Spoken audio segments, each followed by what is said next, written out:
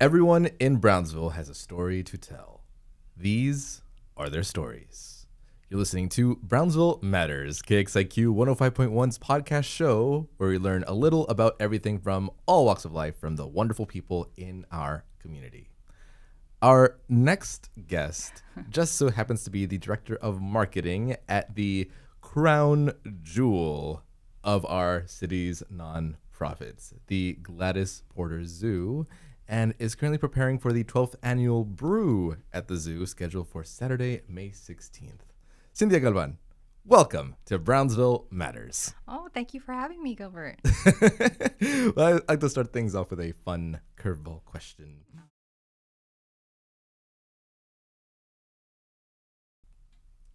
We'll get into the details as to what Brew at the Zoo is a little later in the show. But in short, it is a fun gathering, mainly for those 21 and older. That's correct. And we'll leave it at that for now, and more details to come. So suppose the animals in the zoo had the ability to talk and were unable to be harmed by the libations provided at the zoo. Who would be the best drinking buddy among the animals of the Gladys Porter Zoo to attend Brew at the Zoo? Oh, drinking buddy. I'm not sure, but there is one story that our former facilities director, Jerry Stones, he retired a while back, but he would tell this story all the time, and it's in our history book as well. And so it was back in 1980, and the way he tells it, they had just swapped islands, the gorillas and the chimpanzees. Oh, okay. And this chimpanzee is exploring her new island. She was the oldest one. Her name was Rusty. And she just didn't like it. She didn't like the smaller island. I guess she preferred where she lived. And so she wandered off the island, off of zoo grounds, and walked over to King Mart. I don't know if you know where King Mart was, but Palm Village used to have a grocery store there. I used to go there with my grandma all the time. So I remember King Mart. So the way he tells it, the chimpanzee ate some produce, some bananas, some apples, whatever, and then she was done with the King Mart. By that time, the police had already been alerted, right? So they were outside waiting for the chimpanzee. It gets in the police officer had, I guess, its window rolled down or the door open. Somehow it got into the vehicle, but then it got spooked by the radio, and it climbed out of the vehicle. And it went across Palm Boulevard to the Maverick Market. So if you don't know where the Maverick Market was, I do, because I went to school right close by, and we'll walk over to that Maverick Market. It's where Lola's. Okay, yes. Is. And so it went over into the Maverick Market, and then from there, it went into kind of like a little storeroom.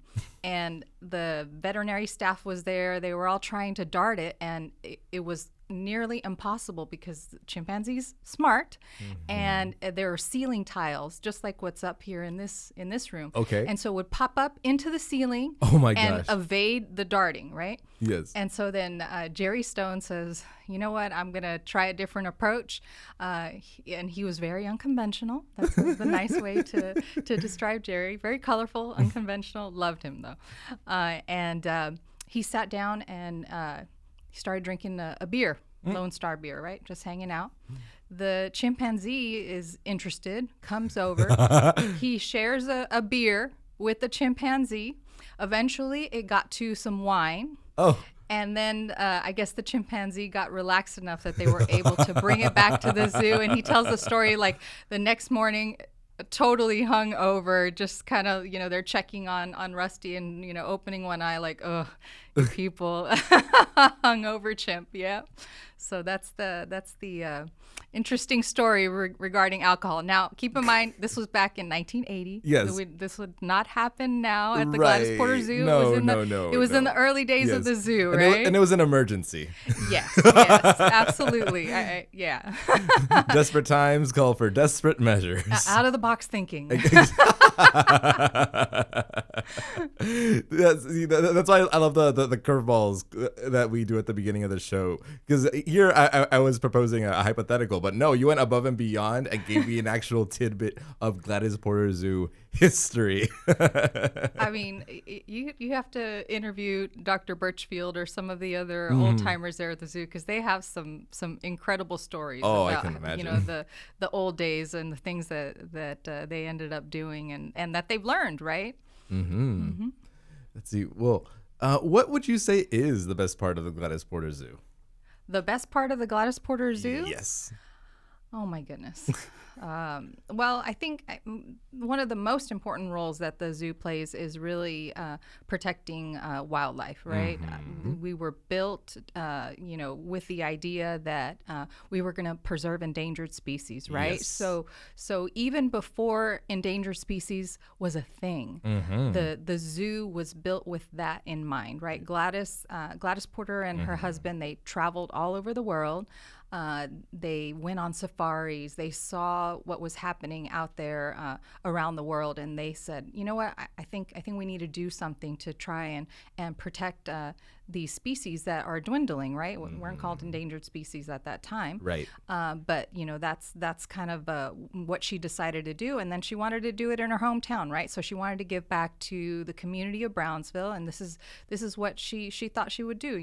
She'd build like an ark, right? And then from there, they'd breed animals and they'd send them back into the wild. Well, the logistics of that are a little bit more challenging than they thought, but the premise, the idea of what she wanted to do was really, really novel. I mean, 2 years before the Endangered Species Act was even passed, she's talking about this and doing this in the Rio Grande Valley in Brownsville, right? Right. It's just incredible, like forward thinking.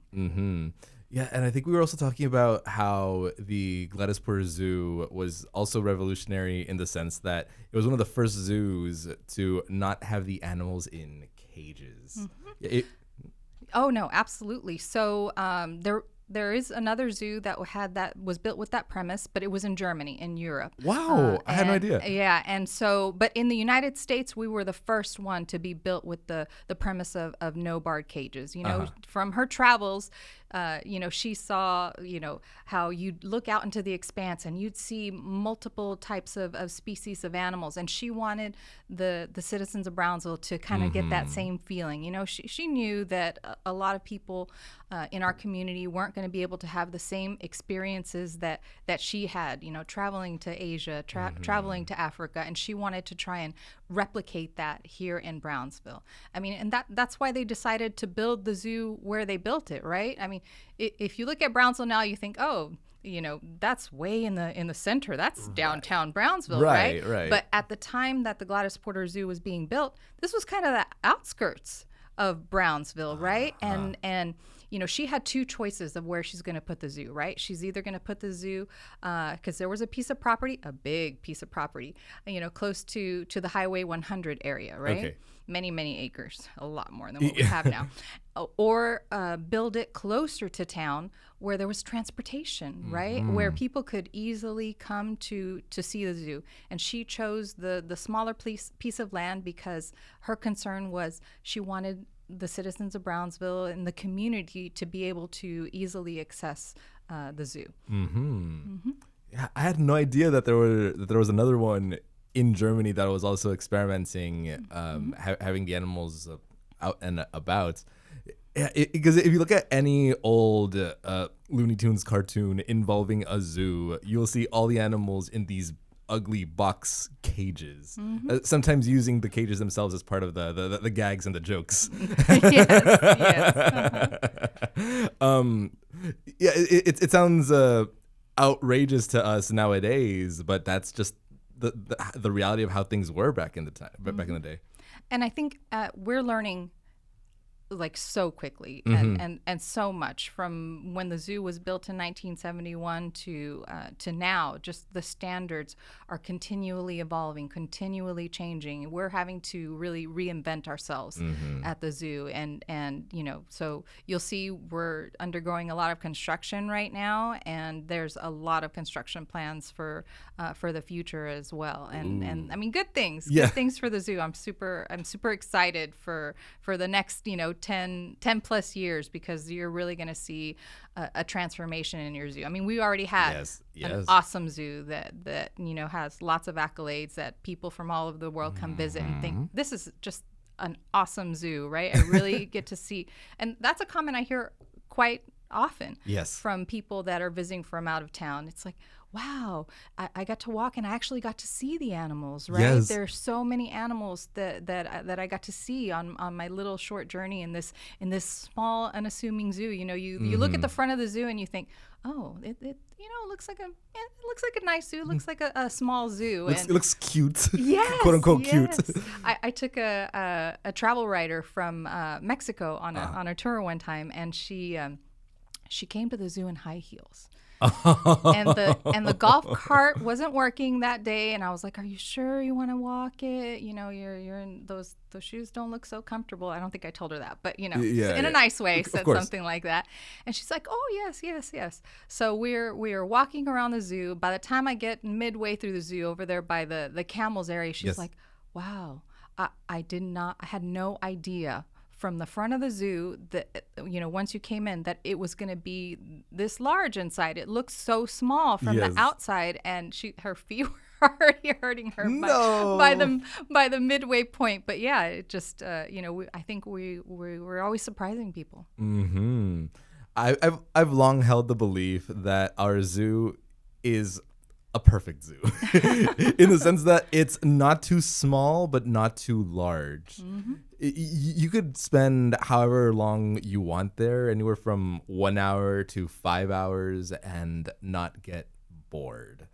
Yeah, because how long is the loop? A mile or so? A little more than it's a mile? Not even a mile. It's not even a mile. The loop of, and I had to learn this because we do the runs, the Ocelot run and the Ridley rush, right? It's 0.67 of a mile. Oh, the main loop of the zoo. 2/3 a mile. Mm-hmm, wow. Mm-hmm. Yeah, but even then, there's just so many exhibits, so many animals, so much to learn about. If you actually take the time to stop and read all the descriptions, you could be there for a whole day and not get bored at all. Oh, absolutely. Absolutely. That's why we promote a membership, right? Because you can come for a little while and, leave and then come back again. You don't have to pay admission, just that one-time membership, right? Oh, that sounds like a great deal. Additionally, and not very many people in Brownsville know this, but our zoo is one of the few ones in the United States that actually lets you stay after hours. As in, if you go to any other zoo in San Antonio, Houston, New Orleans, wherever, if the zoo closes at, let's say, 5, you have to be out by 5.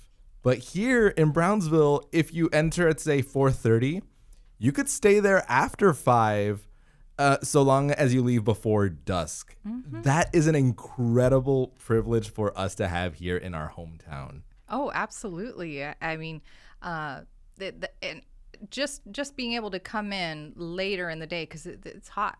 Yes. It's hot here in Brownsville, especially during the summer. Yes. So being able to come later in the day. And then the really neat thing about that is around 4:30, 5 o'clock is when the night keepers go around and they start feeding, right? The night feedings, right? Opening the doors. So what ends up happening is you have animals that are really active. Yes. At that time, they're most active in the morning and in the early evening. So you'll actually maybe see the lion awake. A lot of people comment the lion's just sleeping. That's what lions do in the wild. They sleep for like 22 plus hours of the day. Yes. So, but yeah, around those times, you'll probably catch them awake, moving around. Like, when's he going to open the door so I can go have my dinner? Yeah. Yeah. So that's the really neat. It is a privilege for our guests to be able to stay after and see that. Yes, active animals, the temperature goes down, maybe the crowd also dwindles down a little bit. Oh, for sure. Yeah, so there's lots of benefits to showing up at around 4:30, 4:40 and enjoying the zoo almost all to yourself. Yes. And the other stragglers that enjoy the zoo at that time too. We get some parents that kind of, come after school, right? Exactly. And they do a little walk with their kids. And yeah, we do get those, that cohort of people that come at that hour. Oh my gosh. I would imagine that the kiddos enjoy. Maybe they had a big test, and then to unwind, the parents just take them to the zoo, or I don't know. Maybe they got a good report card. También to the zoo. Yeah, it's that little leeway after 5 that really makes it worthwhile for everyone here in town. Oh, for sure, for sure. To our listeners, we are in conversation with Cynthia Galvan, Director of Marketing at the Gladys Porter Zoo. Cynthia, let's talk about your origin story. Are you originally from Brownsville, from somewhere else? How did you grow up? What was Brownsville like? And where along the way did you pick up an appreciation for animals? All right. Well, I am a Brownsville native, Yes. born and raised in Brownsville. I did leave for college. I went to A&M. I studied wild and fishery science for a few years and realized that wasn't my calling. So then I left and I studied radio, television, film for a little bit, and then I ended my college career with a degree in marketing. So I think all of those things that I pursued in higher education really like culminated in me being able to like have the perfect job for me, right? Because I do have a love and a passion for animals since I was a child. You know, I was the kid that was out there, looking for tadpoles, and you know, I came home one day with Tupperware full of tadpoles. My mother was not very happy with me that day, and you know, I had all kinds of pets. I had chickens, I had cats, I had dogs, I had a pet mouse. My parents put their foot down when I asked for a snake. I was in 4-H, so of course, I wasn't able to, raise the traditional animal that somebody in 4-H raises, right? Like a cow or a pig or something big like that, because I lived in town, right? But I raised rabbits, so I showed rabbits, and so all of those things kind of like really molded my love for animals, right? And doing things and giving back in the community. I tell a story like I was the one who was voted, most likely to change the world, and I think most likely to change the world. I not in a big sense, but like my little part of the world, right? Oh, sure. And so I in high school I was the one who was getting people to sign petitions, because that's right when the Exxon Valdez oil spill had happened, over right? in Alaska, and that's right. and yeah, in Alaska, and I was the one who, instead of just doing a report or a presentation, I took our National Geographic and my parents' video camera, because this is back in the day, in the early 90s. There wasn't these nice computers with all the Adobe Premiere where you can edit something really easily, but I took my parents' video camera and filmed those images and had that on a TV screen while I was like doing a voiceover, a live voiceover, right? Wow. To show people, and that was the kind of kid that I was, and that's how I kind of grew up here in Brownsville. I love it. I feel like you were always very because what the Gladys Porter Zoo does right is showing the love of animals and making it accessible to the community, while also doing an overall good for the world. So that's where you come in just fine, because the Gladys Porter Zoo allows critically endangered animals a second chance. Especially things like the Philippine crocodile, the Przewalski's horse, things that have been historically extinct in the wild or critically endangered in the wild, but here you are having breeding programs for them. So yes, you are indeed changing the world. I'm just part of the team that's changing the world, but yes, because I really have to give the credit out to all the staff that works there at the Gladys Porter Zoo. I just am out there telling people about it, but they're the ones that are on zoo grounds, doing the hard work, doing the research, going out there and collecting the eggs from the Orinoco crocodile and incubating them and watching them and, figuring out, working with our zoo colleagues, in other AZA accredited zoos to figure out, what's the best course for this animal, how are we going to cooperate so that there's a genetically diverse population of this particular animal in zoo collections, right? Because, when the zoo started, we were able to bring, animals in from the wild. That is not what we do now. Oh. Our goal is to maintain collections in human care, right? So that we don't have to go out there and take anything from the wild. We want to be able to have our populations here in AZA accredited zoos, and then if something happens in the wild, maybe we'll send them back. Right. We were part of a program with the Arabian Oryx. Yes. Back in the early days of the zoo, the Arabian Oryx were extinct in the wild. Oh. And there were some collections in some groups of Arabian Oryx in zoos, and they through I believe. I think it was maybe three or four zoos that worked together to send some back to Oman, and they grew into herds there. They've now moved to other areas where they have also repopulated, so they're not extinct in the wild. Yes. I think they're still listed as vulnerable or threatened, but they're not extinct in the wild anymore. And 2 Arabian Oryx from the Gladys Porter Zoo went back into the wild. That's amazing. As part of that program, yeah. Yes, and then if I'm not mistaken, the Arabian Oryx is the white antelope with 2 very long curvy horns. Yes, that yes. curve behind towards the back of it. Let's say. And if you're walking on zoo grounds, it's the one that is right next to the zip line. Yes, and has the sign that talks about the myth of the unicorn. Because I when remember. you look at it profile, it looks like it has only 1 horn. Right. There's something very special about those hand-painted signs at the Gladys Porter Zoo. I hope they stay there for a very, very long time because they're so charming. They are. And, Dr. Birchfield loves those hand-painted signs. Yes. And we are actually, he was just talking, just like maybe yesterday or day before yesterday about how they are going to be removing one of the signs, and they're going to be Mr. Stevenson, the original artist. Okay. He's not as mobile as he used to be, but we're going to take that sign over to his home and set it up for him so he can touch up. Oh, so you can restore his existing artwork, and so we can put it back out there, yes, hopefully please. for another 50 years. Yes, right? please. Because those signs have really been the most long-lasting signs that we have on zoo grounds. Yes. No.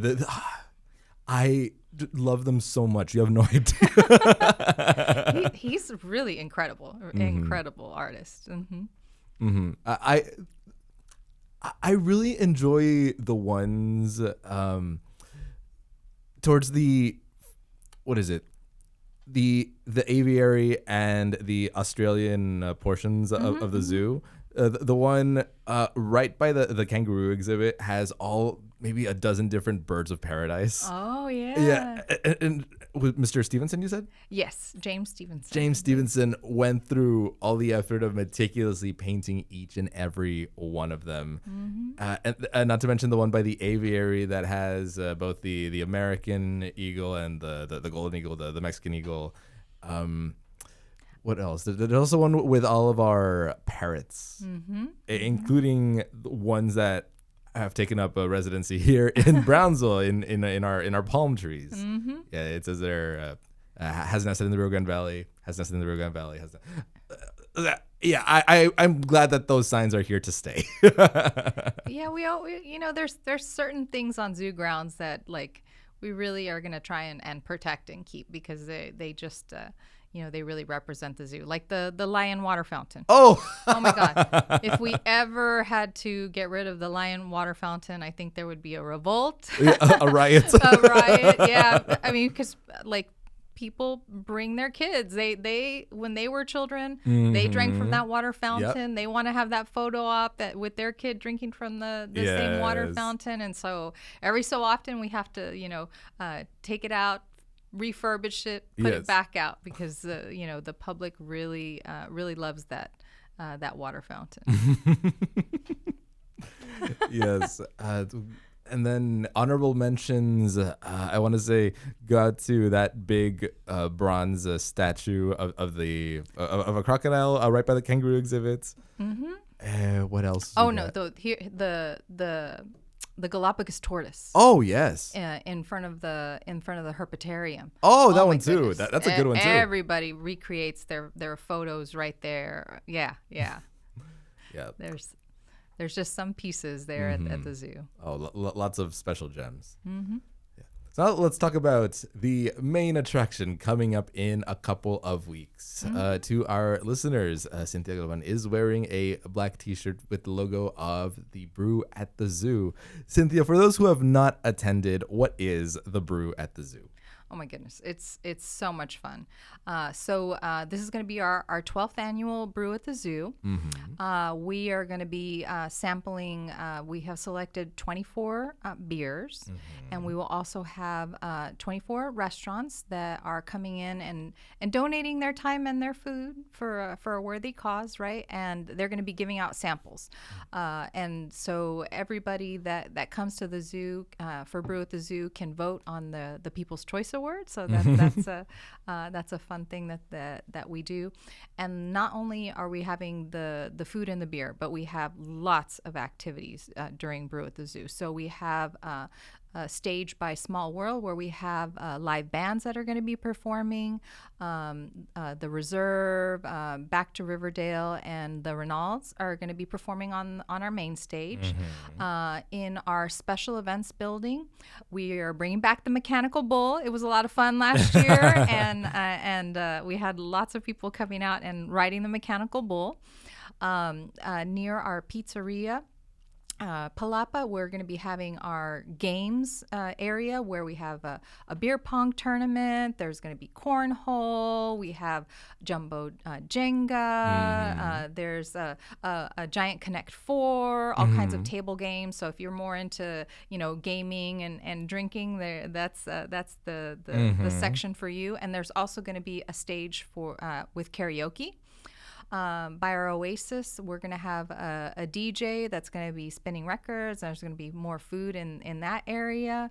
And new or coming back after a little slight hiatus is axe throwing. Oh, I know. So we'd had axe throwing for a few years, and then last year the company wasn't going to be able to come out anymore. They had a problem with their mobile unit. Oh, okay. This year we found axe throwing another company that has a mobile axe throwing unit, and they're going to come out. We got one of our board members to sponsor it, and so axe throwing is back this year. Yeah. Only recommended at the beginning of the night. they have a staff person, an employee there that monitors, signs the waivers, does the whole thing. So yes, no danger there. Right, yes. Because I don't know if I was there and I was enjoying myself, I probably would not do it if it was. One of the last things is, hey, there's axe throwing. I thought, I don't know. But if it's towards the beginning of it, I'll give it a try. Mm-hmm. Axe throwing, I don't see myself being good at axe throwing. I have a wild arm. I've tried to throw, balls with my dog, and I hit my dog one time. So, I'm not. That's not for me. But there are some people that like axe throwing. Yeah. It's fun. I kind of want to give it a try. And I mean, Brew at the Zoo. All the proceeds go to our animal conservation fund. So you can come out, you can have fun, and know that you're contributing to a worthy cause, right? Mm-hmm. So we have a committee of staff that look at different conservation projects and determine what are the things that we want to support, or what are the projects that we want to contribute money to. And so all of those proceeds go to that fund. Mm-hmm. Wow.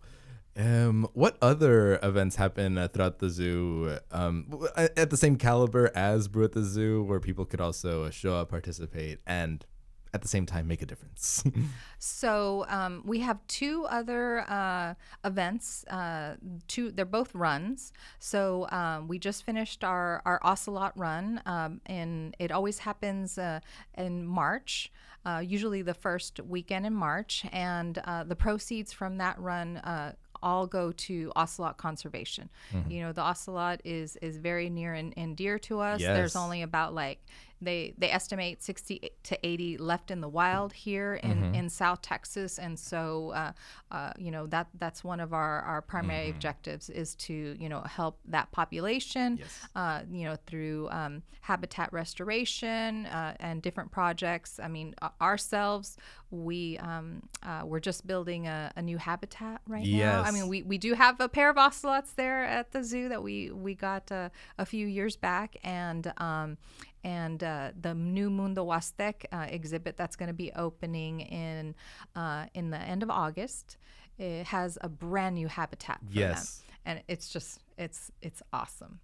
So it's right on the walkway towards the pizzeria, and it is going to have a skywalk. So their exhibit, it starts on one side of the walkway. It's going to have a skywalk going over, and then the other part of the exhibit is kind of like right near the resaca. So this is our second foray into sort of skywalks that the guests can you know, walk under and see the animals from a different perspective, and I'm really hopeful that the ocelots you know, kind of hang out there, right? I think it would be really neat. We have our first skywalk that we built was with our Colobus crossing exhibit, and I was just drove by there yesterday, and like, you know, 4 or 5 of them are just sitting there, like looking at the guests, like what's happening down there. And these are the black and white monkeys. Yes. Yes.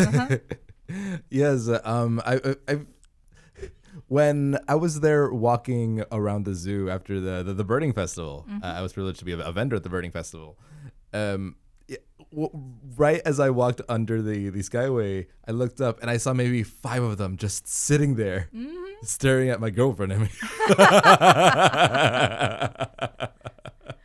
They're so adorable. I love those guys. Yeah, they're super cute. And so the other event that we do for with a purpose is our Ridley Rush, and our Ridley Rush is coming up. The tickets are on sale right now. The Ridley Rush is a 1 mile, a 5K run, also timed, and all those proceeds go to Kemp's Ridley Sea Turtle project. And so that's a project that we've been working on for 40 plus years. Bringing back the Kemp's Ridley sea turtle from basically the brink of extinction, right? You know, we administer the U.S. portion of this binational project, because this is a project that we work with the country of Mexico, right? And 98% of Kemp's Ridley sea turtles nest on Mexican beaches, right? So that's why it's super important to protect those beaches. And so, you know, through this project, they protected and they put eggs in corrals to protect them from predators, to protect them from poaching. And, you know, you've really seen a turnaround in the numbers of Kemp's Ridley sea turtle from, you know, a few hundred nesting to now, you know, thousands of nesting. And I think we've released over like 4.5 million hatchlings since the inception of that project. So there's still more work to do, right? Sure. They're not by no means are they like, woo, they're safe and we cannot worry about them anymore. No. But we've really made a significant difference in that population. And so, you know, tickets are on sale right now. You know, get them while they're still available, because Brew at the zoo, Ocelot Run, the Ridley Rush, they sell out.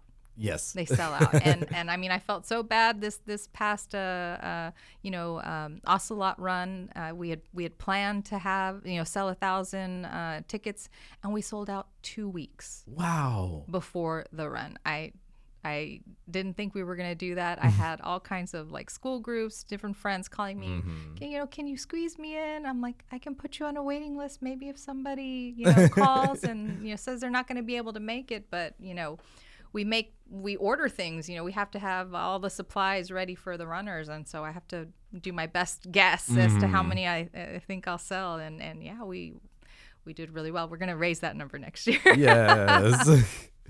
Yeah. See, and that's one of the things about our particular region of the world that makes us special.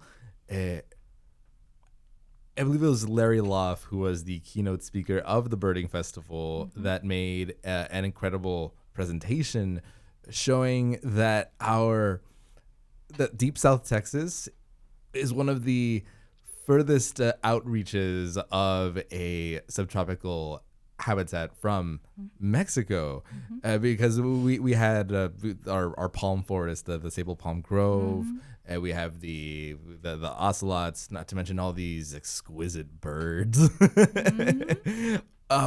Oh, that's right. And then he also mentioned the elusive jaguarundi and the fact that we had jaguars, actual jaguars in South Texas well into the mid 1900s. Dr. Birchfield has shown me a picture of the last one that was in Texas. I think it was like 1968 or something like that. Yeah. Yeah, no, they sadly hunted it by San Benito, if I'm not mistaken. I think so. Yeah. But it just goes to show we had that habitat here in our backyards. So it's through initiatives and programs like these that we allow the ocelots here in the United States another chance. And, I feel like we really need to, which I've been trying to do, right, is promote that the public make their backyards wildlife friendly, right? So we just had our Party for the Planet event for Earth Day, and we talked about and tried to get the kiddos to plant things in their backyards that are pollinator friendly, and put bird baths in their yards, put different things, learn to like coexist with the wildlife that you have in your backyard, because as we're expanding, the habitat for all of this wildlife is vanishing. Right. And where are they going to go? Right. I remember when I was young and FMA 802 was grass. Yeah. Right. And now it's like, wow, I don't drive to the north side of Brownsville that much because I live kind of close to the zoo, a few minutes away, and so I'm usually just kind of like in my little zone, right? Yes, me too. And when I drive to the north side, I'm like, when did all of this happen? When did this was a field, or this was this was like grass? Like I'm just shocked. And so like, if we're going to keep expanding out and taking away habitat from wildlife, we need to learn to coexist, and we need to provide stuff for monarch butterflies. We are on the flyway for monarch butterflies, and if they don't have something to eat along the way, they're not going to be able to make their migratory journey. They travel from Mexico all the way to Canada and then back. And so that during that event I was promoting a pollinator rescue ranger program where they come to the zoo, they learn about what we can do to help protect pollinators, and they implement those things in their backyard, and then they can get their little badge to become a pollinator rescue ranger. Yeah, you don't really realize that every 3 bites of food on your plate is brought to you by a pollinator. Every 3 bites by a bee, by a butterfly, and you know what? Like, people don't even realize there's unconventional pollinators too. The largest pollinator that lives on Earth, or one of them, right, is a lemur. Lemurs, is that right? Are pollinators. What? Bats are pollinators. Things that you wouldn't necessarily think of. They pollinate your food. Yeah. So now you say that. My backyard has this cactus. It looks like a vine, but I think it's called the night blooming cereus cactus. Oh yes. The ones that produce fruits that we would call dragon fruits, or pitayas in Espanol. Yeah, during one of those rare nights where they create these giant, beautiful white flowers. Oh, they are beautiful. Cynthia, I saw the largest moth in the world, or at least it appeared that way. Enter one of these flowers, just waddle in the interior parts of the flower, the stamen, the pistils, and then leave. I'm sure it was full of pollen. Yeah, and it was transferring it to another one, I'm sure. Yes.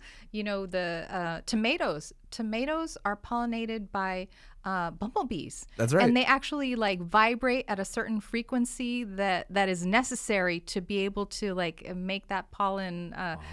It's crazy. It's really fascinating. I've learned so much from coordinating that Party for the Planet event. And yeah, I mean, example in my own backyard, I moved into my house and there are these two citrus trees, but they're like those sour little oranges. And, yes. And like kumquats? Not kumquats. I love kumquats. Okay. I wish I had a kumquat tree. I had one growing up. But they're just little sour oranges. Okay. And my husband's like, maybe we can swap that out for something else, a lemon or a lime tree, something that we'll use more often, right? And then, you walk outside and the tree is just full of parrots. Oh.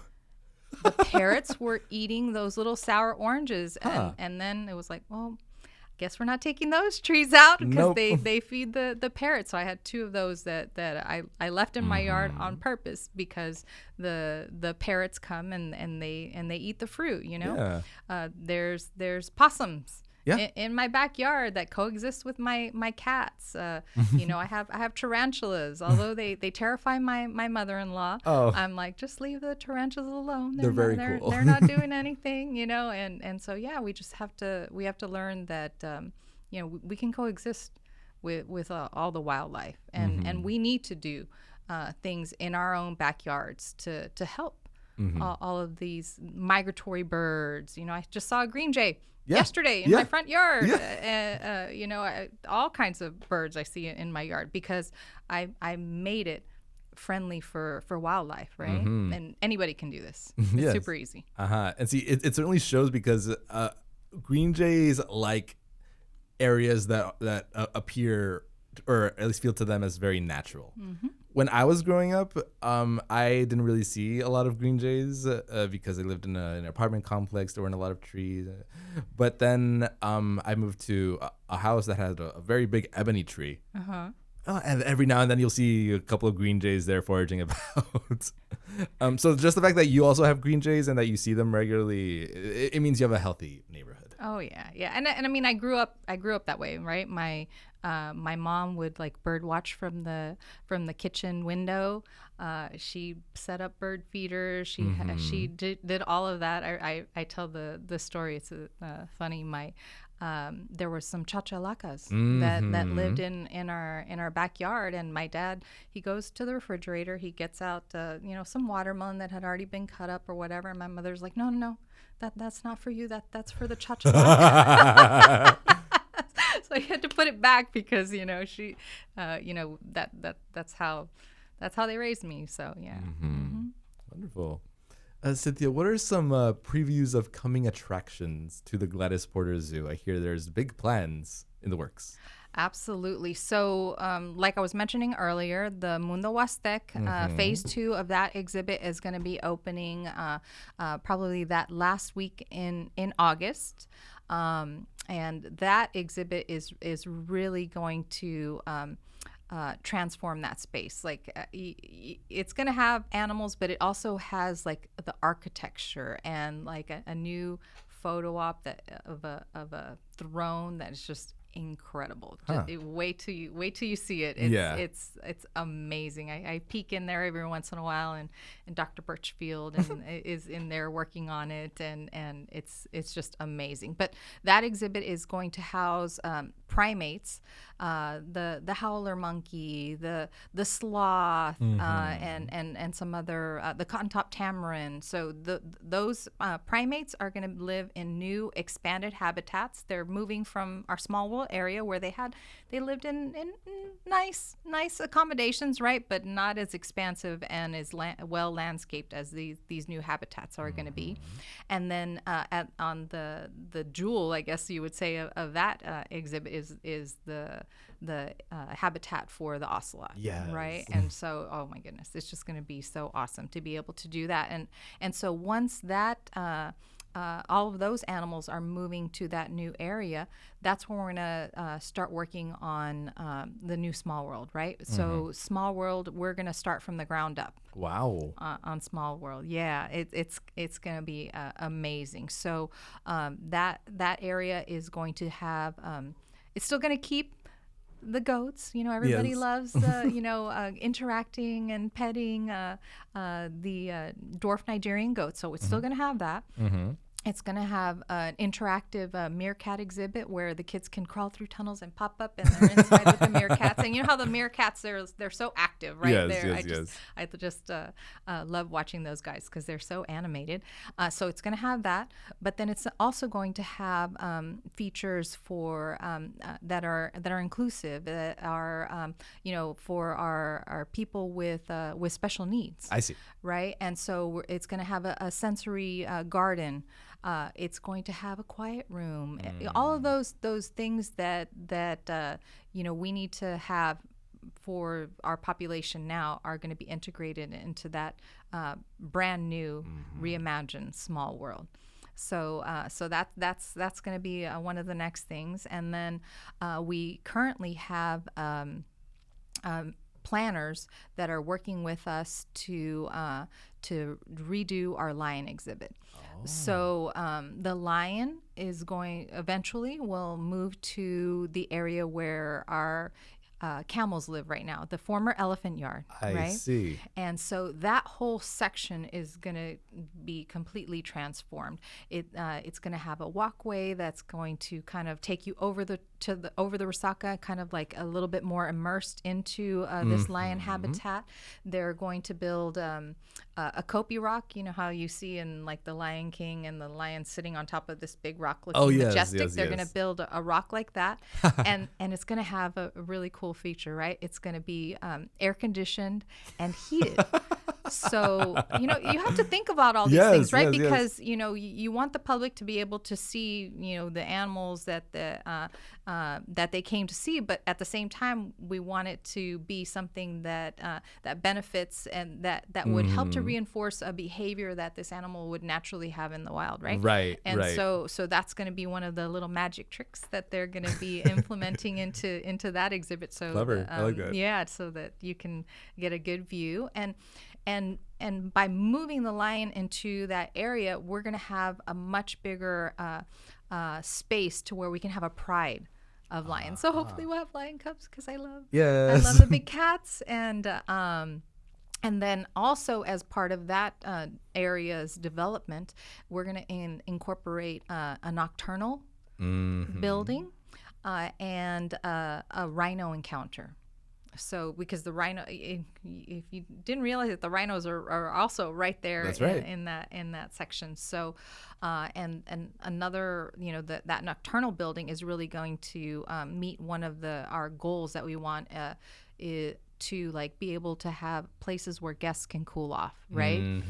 So we're constantly planting more trees on that back side of the zoo where it gets a little bit hotter, and we're also putting in shade structures wherever we can because it's hot. Yeah. And we want people to come and be able to visit the zoo any time of the year. Yes. And not feel so like overwhelmed because it gets hot, and most of the year here it's warm, and so being able to pop into another building that's air conditioned, cool off for a little bit, and then go back on your journey is one of our goals that we've been trying to do with the zoo, to kind of make it like all weather. Yes. Right. Yeah, and it does help if it's raining too. Another place there you go. you can like pop into. Yeah, so those are the two the things that are, I think, really like coming right up next. The wild dogs are probably going to be moving soon into the area next to the amphitheater once they finalize those plans. And then the big thing that everybody's talking about is really the city acquiring the Cummings property. Yes. Across the street, right? That's probably a little bit more of a ways off, right? So the lion and the small world and the wild dog, those are all things that are in our 10-year master plan that we had worked on, right? Okay. It had a little contingency in there just in case we could get that Cummings property, but that was like a pie in the sky that actually manifested, and it's just amazing that it's happening, right? Because we've been landlocked, and the thought of being able to expand has just like been a dream, right? And when you're talking about being able to start from the ground up, right, and imagining what 11 more acres at the Gladys Porter Zoo is going to look like. Wow. Yeah. Wow. And with all of the new technology and the things that we've learned about caring for animals in human care, I mean, it's just going to be amazing. I think what we're going to be able to do once we expand into that other area. Mm-hmm. Wow. No, that's what I love about the Gladys Porter Zoo. When I was a kid, it was also, I want to say, equally as magical, but so much has changed. So I am very curious to see how the zoo will continue to grow up while continuing that same spirit, that magic, while also making a difference, not just in animal conservation, but also a difference in the lives of the kids, especially, and kids at heart. Oh, for sure. I mean, I had the same experience like you when I was a child. I went to summer safari classes, right? And I tell the story in the when they were interviewing me for the job position. Like I remember this old man with a white mustache coming out with the black snake and telling me to put my two fingers out so I can touch the snake, right? Like those are experiences that you remember, your core memories, and they really made a difference in me and the way that I view the natural world, and that's her mission, right? To make those lasting impressions and have people care about wildlife and where we live in general, right? Mm-hmm. So did you have a favorite animal at the Gladys Porter Zoo? Oh, I love the cats. I'm a cat person. I love the big cats. You're laughing because my cup says my cat's my best friend. Yes. But I do. I love the big cats. The lions, the tigers. We've had some tigers that have been confiscated there at the Gladys Porter Zoo. Some baby tigers, right? So I've gotten to take reporters to cover the story, right? And gotten to hold a baby tiger, and they're small, but they're like house cat size. Yes. And you'd be surprised that a paw of I think they when there were some that were confiscated that were 4 to 6 weeks old, and their paw is already the size of your palm. Oh my gosh. So yeah, that huge, and right? And they were confiscated where were they confiscated from? So there were some police thought that there was a drug deal happening, right? This happened in the Upper Valley. And so they followed these people that looked suspicious to a Walmart parking lot. And in that parking lot, they, busted them, right? And they opened the trunk, and no drugs. Surprise, surprise. It was tigers. And because they didn't have the proper paperwork for of course not. for that transaction, they got confiscated, and then they found their way to the Gladys Porter Zoo, and we cared for them. We have cared for lots of tigers, a lot more than we should be. I think at that time we ended up having 12 tigers at once, right? So we had to find homes for some other ones that had been confiscated, and we worked with another zoo, and 4 of them went to the Santa Barbara Zoo. Of those 6 tigers that were confiscated at the Walmart parking lot, we were able to find permanent homes for them in other facilities as well. But the Gladys Porter Zoo serves also that hidden purpose, right? Like caring for animals that have been confiscated, animals, native wildlife that has been injured. We rehab and release all native wildlife that we can, right? But there is no wildlife rehabilitation unit in South Texas. We serve that purpose, and I think a lot of people don't know that we do that, right? Probably on an annual basis, maybe 1,000 plus animals that we get from little possums during deer hunting season. Oh my goodness, the number of owls that we get because they decided to make a nest in somebody's blind, and then they get brought to the zoo, and we work to train them to be owls, and re-release them. And but also I've gone where they've done some magical work to like help to fix the wings of some hawks that we've gone out and re-released back into the wild. And so that we do a lot of that work at the zoo. Wonderful.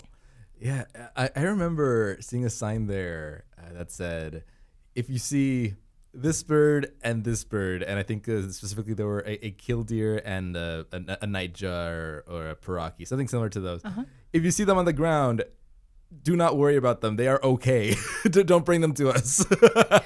Yes, because the just the general public doesn't realize that there are some birds that nest on the ground. Right. That's where they live, right? Yeah. and so we're like, just leave them.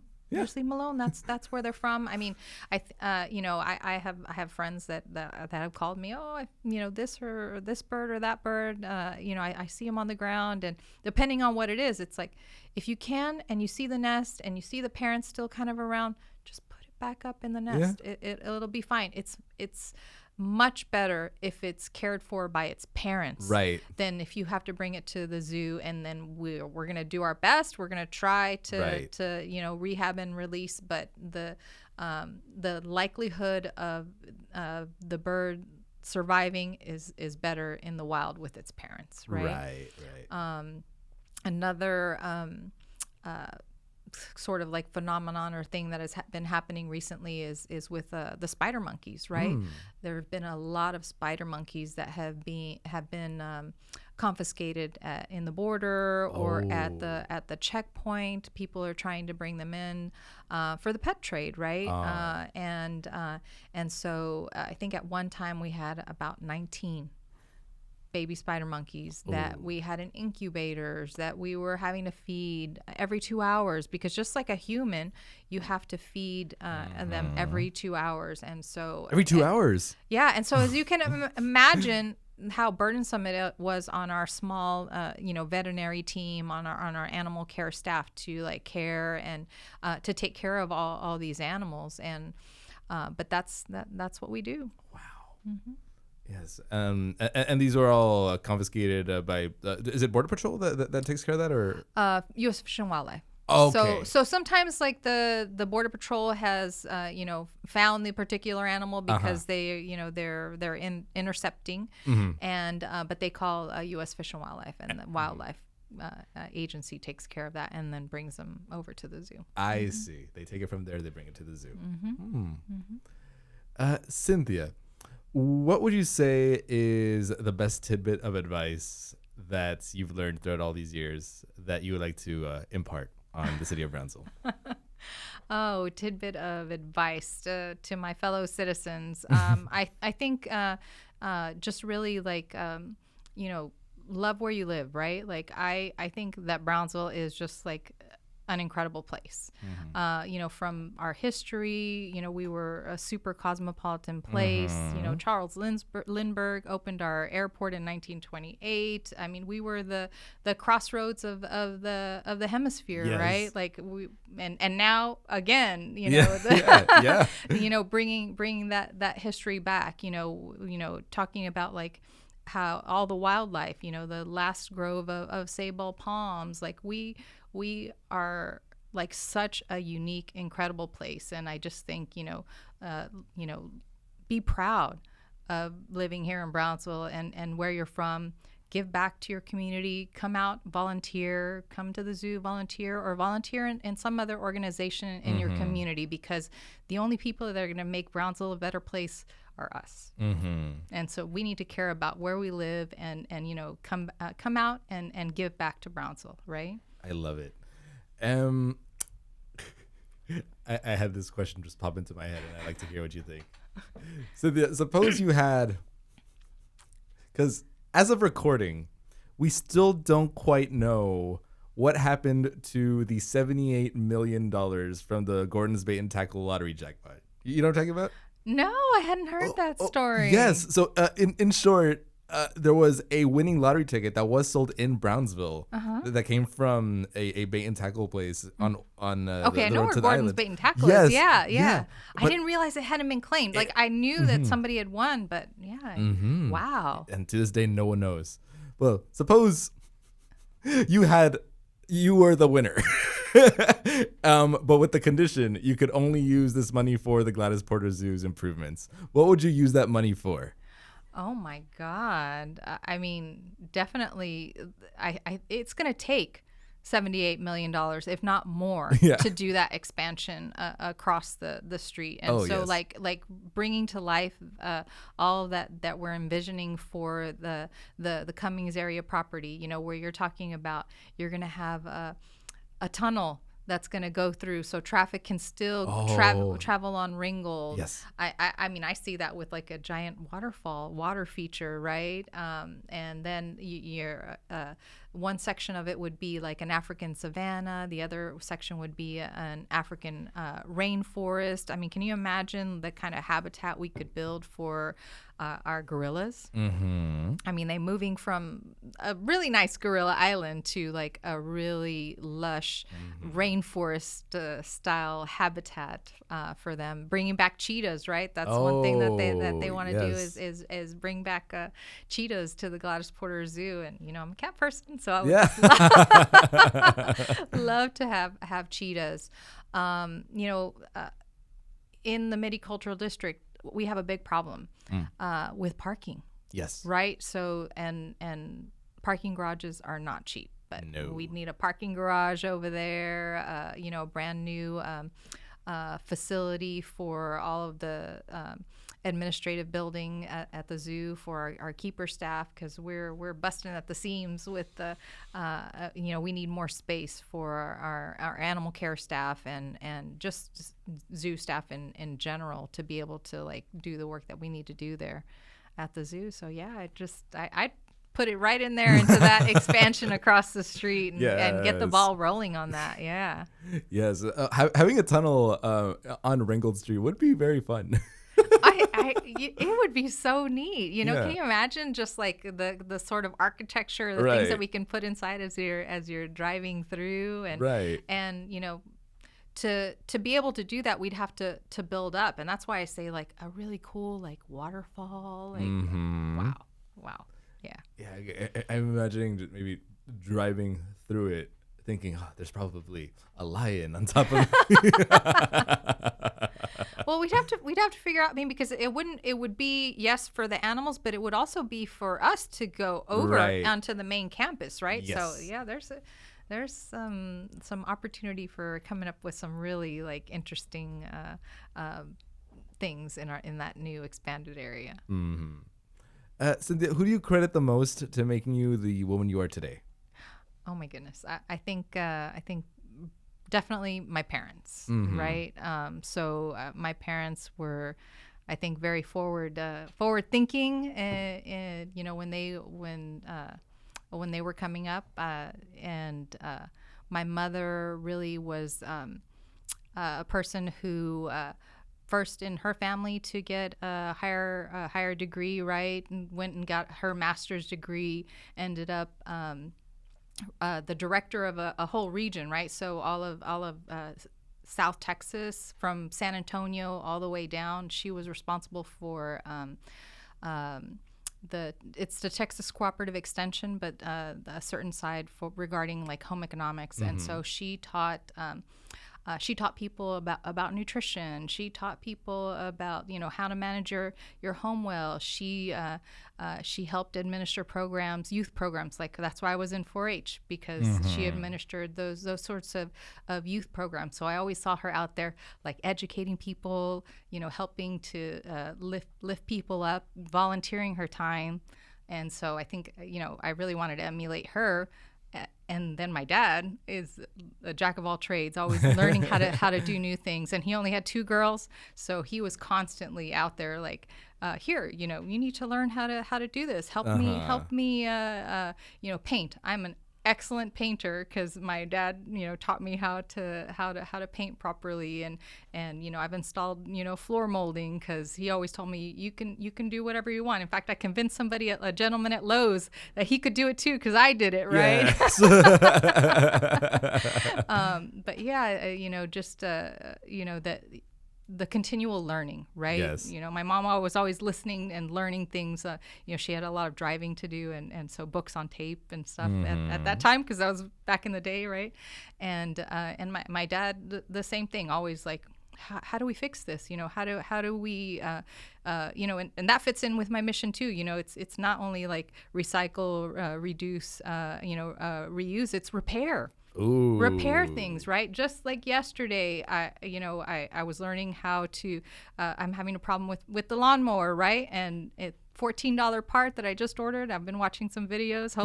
Hopefully tonight it will be successfully installed. Yes. with just a little bit of supervision from my dad, because I think I can do it all on my own, right? But like that, those type of things, right. Are what my parents had taught me, and that like what I try and put out in the community, right? My mom always told me, you put out positive energy, so positive energy can come back to you, right? Correct. Yeah, so that's what I try and do. Educate people, lift people up, and put out that positive energy into Brownsville and into the world. Yeah, there we go. That's exactly what we're doing right now through the airwaves. Yes. And on video through YouTube. My favorite, YouTube. Yes. That's how I've learned so many things. YouTube. That's like one of the best, in my mind, one of the best inventions and opportunities for people to learn how to do things. That's right.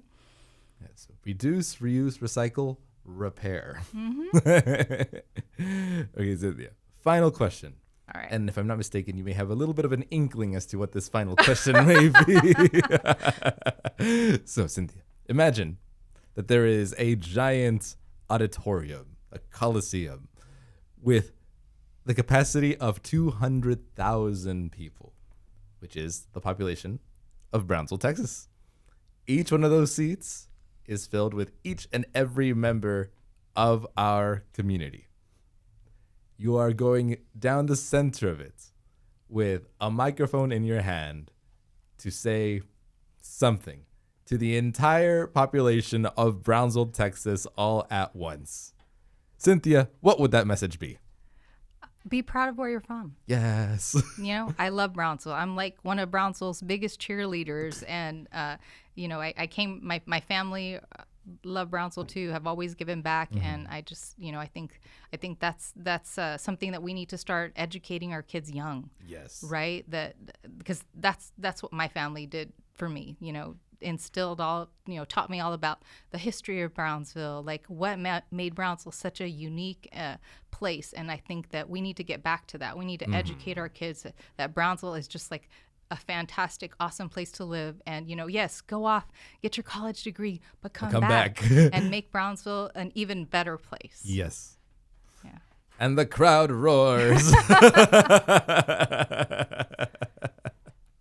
So, Cynthia, just for full transparency to our listeners, we did record this episode before, but due to a hiccup, we did have to do it again. But if there was anyone to re-record it, I'm so glad it was with you. I feel like we had just as much fun this time around than the first time. Well, I feel like we talked about all the main points while also giving our listeners new topics that were not covered in the first round. Honestly, this was a blessing in disguise that we were able to re-record. Yeah, I had lots of fun. You're a great interviewer and thank you. A good voice. I really like it. Thank you very much. Cynthia, thank you for joining us today on Brownsville Matters. Oh, thank you for having me. Yes. This is Michael Quantz with the Brownsville Society for the Performing Arts, here to tell you about our podcast, Brownsville Matters. Everyone in Brownsville has a story to tell, and these are the stories. We broadcast these stories every Friday at 5 p.m. and every Sunday at 3 p.m. on KXIQ 105.1 FM on your radio dial.